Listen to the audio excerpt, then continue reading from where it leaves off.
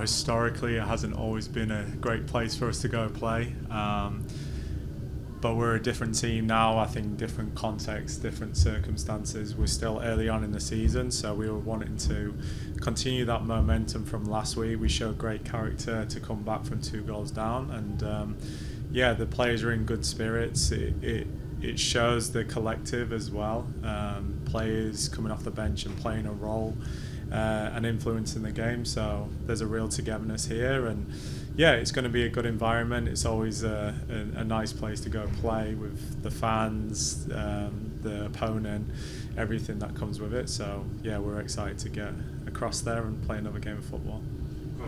Going back to last weekend, have you been able to just kind of glean anything else from film, just as something you really saw that you wanted to work on throughout the week heading into this weekend?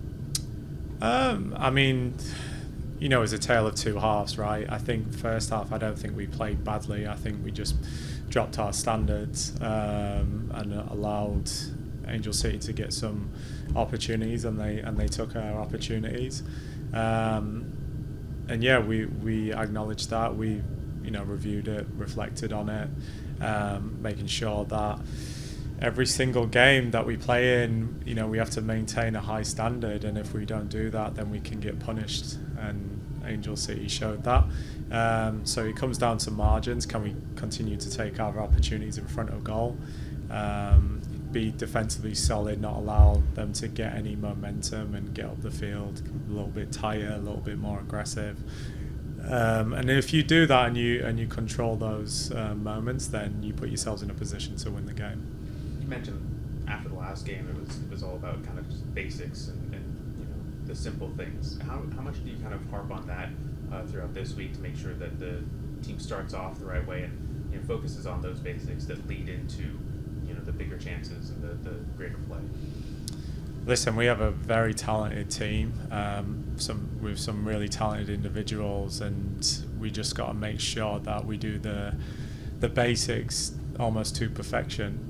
Just winning those duels, clearing the ball, affecting the player when they're in shooting positions. If you do those things right, then the game can open up, and we can rely on our individual talent to win us games. So we have to make sure we continue to do the basics right, and then we can rely on our ability and talent to win us the games. Speaking of individual ability and talent, you've had a number of key moments for players off the bench coming in and affecting the game. Carson, Mayane, just getting on the score sheet with assists. Just how important has it been just relying on players coming in, affecting the game, and being those game changers, and having those performances and those players stepping up? It's all down to the collective. It's all down to the culture of the group. Everyone knows that you can't just win the league with 11 players. It takes a full roster. It takes everyone buying into their role, and sometimes that's a start, and sometimes that's a player coming off the bench and making a difference. We have to also acknowledge that we have a lot of travel in this window.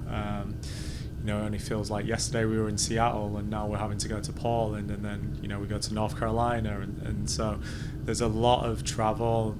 Every game is difficult. The parity within the league is challenging, and you've also got a target on your back, and we have to take everything into account and make sure that we feel energized to go out there and perform at our best. So you have to rely on your bench. You have to make sure that everyone is playing a part in what you're trying to do here. And so I was so pleased for players like Oyani, Ali, Carson, Haley, Grace coming off the bench and making a difference to the game. And ultimately it won us the game, but I'm not going to take away the effort and attitude of the players who started the game as well. They put us in those positions where you continuously wear a team down, an opponent down, and then when you make substitutions, they feel fresh, and the last thing you want to do as a defender or any player is like, you see fresh legs come onto the field. So we took advantage of that, and it was a little bit nerve-wracking, but we managed to seal the deal in the end. Looking ahead to this Portland team, obviously Wilson this year, and what a couple of players have stepped up. They've had a couple of multi-goal games. What have you kind of seen from them this year? Yeah, so they're coming off the back of a 3-game week. It's always challenging. The good thing for them, it's been at home or not too far. I've travelled to Seattle, which benefits them. Their last game was an aggressive game. There was a lot of stoppages, a lot of fouls. They win PKs towards the end and managed to win a point. So we expect them to have an aggressive game. Hopefully we don't fall into that trap where it's stop-start. We want the game to flow well for us and we can build momentum within the game. But yeah, it's a new team, young team. I think the youngest in the league. So we'll have to rely on our experience as well in these moments. But yeah, who knows? It's been a kind of a roller coaster for Portland. Some really good performances. Some where they've won, lost, or drawn in the last week. Coach, it's been almost a year since Barbara Banda joined this organization. Can you even put into words what she means to this team and what she's brought to the Orlando Pride? Goals to start with, that always helps, right? But where I've been most impressed with Barbara is how she's evolved and developed within her time here. Having an understanding of what she can bring to this team.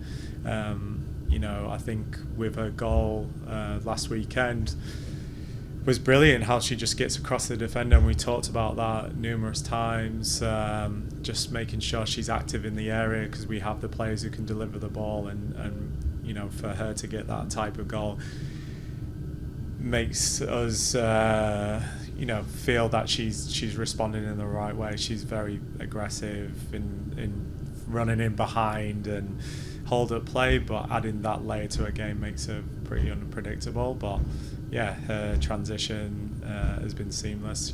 She's always going to get judged on goals at the end of the day, and if she can contribute in that manner, then we're very happy here. Is there a part of her game that might go more unnoticed than others besides her scoring goals in the offensive attack? Is there something about her play that many people might not always gravitate towards noticing about her? As soon as she's on that team sheet or she's on camera, everyone has got eyes on her always. But I think her ability to learn and respond in the right way in really a short period of time is a talent in itself. So I think her to continue to evolve and grow within her game, it really is us getting the benefit of that. She's extremely fast, extremely powerful. Can she continue to put herself in good positions to score the goal and not just rely on herself, rely on others to find her? And I think in the last 2 games she scored, one-touch finishes, which is, great for her. And you don't want to take away those moments where she can dribble and take players on and score one-on-one with the goalkeeper. So again, her game continues to evolve and learn and have an understanding of what this league's about. And at this point in the season, a couple months in, several weeks in, still a long stretch to go, has it kind of, compared to last year with where you were, not having the championship yet, but having several winning streaks, people kind of eyeing you, is it different this year? How is it different this year with the championship, with already that target on your back, but still very high up on the table? Is it any different right now with the team or in the locker room or anything? No, we can only control what we can control. There is a difference with how teams respond to us. There's been some adaptations to a team's structure. No more than like Seattle, who never showed a back five, and then they play a back five against us. There's and that's something that we're having to adjust to and deal with. We do a lot of scout. We watch teams and how they behave against other teams, but then when they come to play us, they adapt, whether it's different behaviours or different structures, and so we're always on our toes and being prepared for those moments. Thanks, Seb. Appreciate it. Cheers. Thanks, guys.